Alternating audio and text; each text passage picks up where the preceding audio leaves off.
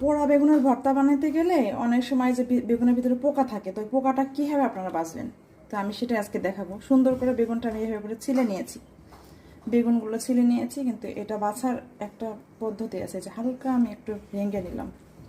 এই দেখেন, ভেঙে নিলাম। আমার বেগুনটা আমি উপরে দেখছি কোনো পোকা নাই, ভিতরে আছে কিনা শিওর না। আর এভাবে করে কেটে নিতে হবে, পুরো আস্তে এমনি করে গলায় দেওয়া যাবে না, তাহলে পোকা থাকলে পোকা পর্যন্ত ভর্তা হয়ে যাবে।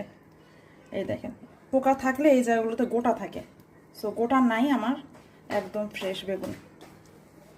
এই যেগুলোতে গোটা এরকম কালো হয়ে গোটার মতো থাকে, যেটা নাই। বেগুনগুলো ম্যাশ করে নিয়েছি, আর এখন দিব, দেখেন পেঁয়াজ দিব না, দিয়েছি শুকনো মরিচ, আমাদের ভাজাই থাকে ঘরে, লবণ দিয়ে এটা আমি এখন মেখে নেব। এবার কড়াইয়ে পেঁয়াজ ভেজে নিয়েছি, হালকা ভাজা, হালকা ভাজা দিলেই হবে, বেরেস্তা করতে হবে না। আর লবণ মরিচ দিয়ে মাখানো ভর্তাটা আমি দিয়ে দেবো কড়াইয়ে।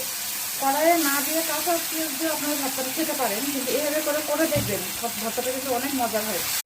টিপস অ্যান্ড ট্রিক্স সহ বেগুন ভর্তার ফাইনাল লুক। আর আমার ভিডিওগুলো যদি আপনাদের ভালো লেগে থাকে, অবশ্যই লাইক, কমেন্ট অ্যান্ড সাবস্ক্রাইব করে